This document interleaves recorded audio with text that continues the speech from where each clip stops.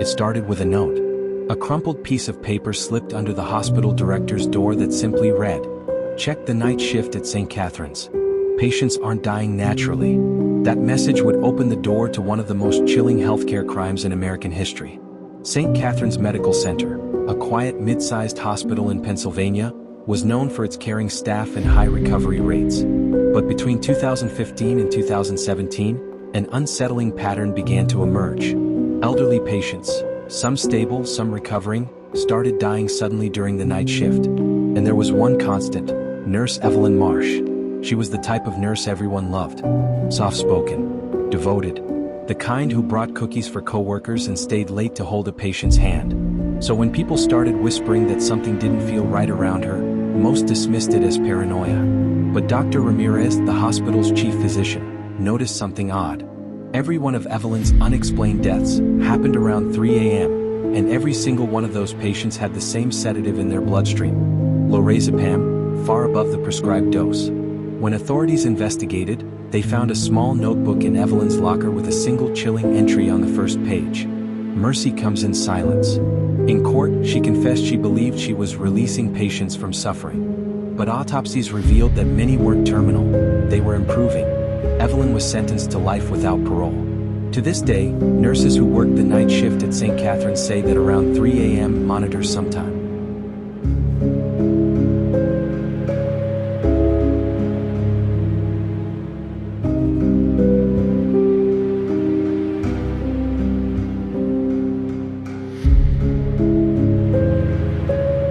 The patient who knew too much. In 2009, a small hospital in Austin, Texas received a patient named Lydia Grant, a retired nurse who had worked there years before.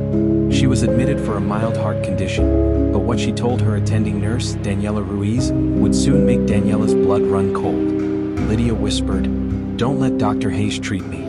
He's not who you think he is." Dr. Hayes was one of the most respected physicians at the hospital.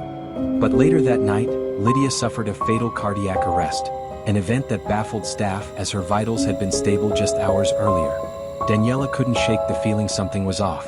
When she reviewed Lydia's file, she noticed the 4 logs showed a massive spike in potassium chloride, an injection that can induce instant cardiac arrest.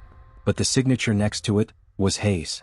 Daniela reported it, but the administration dismissed her concerns, until she took her suspicions to the police. After a deeper investigation, it turned out Dr. Hayes had been quietly altering death certificates for over 5 years. 4 other suspicious deaths were traced to his shift, all elderly women who had voiced unreasonable fears about him. When police raided his home, they found medical journals detailing lethal drug combinations, and a file labeled Angels of Peace, containing the names of each victim. Hayes was convicted on 4 counts of murder. Daniela Ruiz later left nursing, stating, "It wasn't the blood that haunted me. It was the silence. The silence from everyone who knew something felt wrong, but did nothing."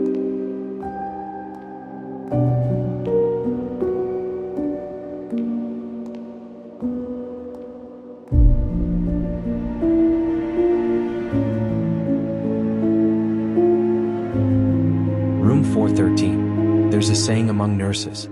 Every hospital has one room you don't want to be assigned to. At Riverside Hospital in Oregon, that was room 413. It started when a nurse named Carla Jennings began to notice her patients in that room were deteriorating rapidly, no matter what condition they came in for. Broken bones, dehydration, flu. Within 48 hours of being moved into 413, they were dead. At first, staff joked that the room was cursed. But when a janitor was found unconscious near the forecart, everything changed.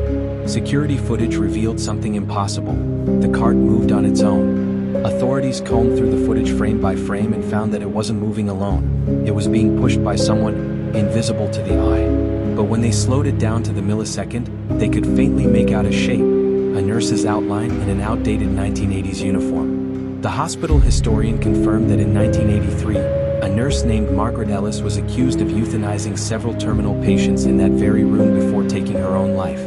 To this day, room 413 remains sealed. Staff say sometimes at night, you can hear a woman's voice humming softly, followed by the faint beeping of a heart monitor that isn't plugged in.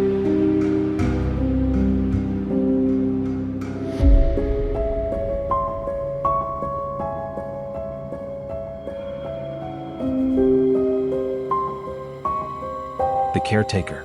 In 2021, an assisted living facility in rural Ohio started receiving a string of complaints from family members. Their elderly loved ones, who had been in good health, were suddenly dying within days of being placed under the care of a nurse named Thomas Reed. Thomas was polite, always smiling. He'd been awarded Employee of the Month 3 times in a row. But one night, a security guard caught him entering a patient's room after hours, despite not being on shift. When confronted, Thomas claimed he was checking vitals. But the guard reported him anyway, and management decided to quietly review the facility's camera logs. What they found was horrifying. For weeks, Thomas had been entering rooms between 2 o'clock and 4 a.m., injecting patients with insulin overdoses. When questioned, he claimed he was helping them sleep peacefully. Investigators later discovered he had lost his mother in the same facility years before, and she had suffered a painful death. In his mind, he believed he was preventing others from enduring the same. He was arrested and charged with 6 counts of murder. During his trial, one witness recalled Thomas's final words before being taken away. "I just wanted to make the pain stop." The facility has since changed its name, but locals swear they still hear the squeak of medical carts in the empty hallways late at night.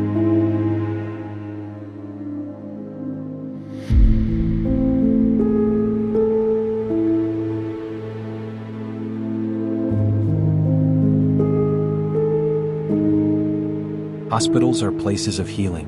But sometimes, behind the bright fluorescent lights and the smell of antiseptic, something darker stirs. These nurses were supposed to save lives. Instead, they took them. And that's the terrifying truth about the caretakers of death. Stories that remind us evil doesn't always wear a mask. Sometimes it smiles in plain sight. If you found this story haunting, make sure to hit the like button, subscribe to the channel, and share this video with someone who loves true crime as much as you do. And remember, sometimes the scariest stories are the ones that are true.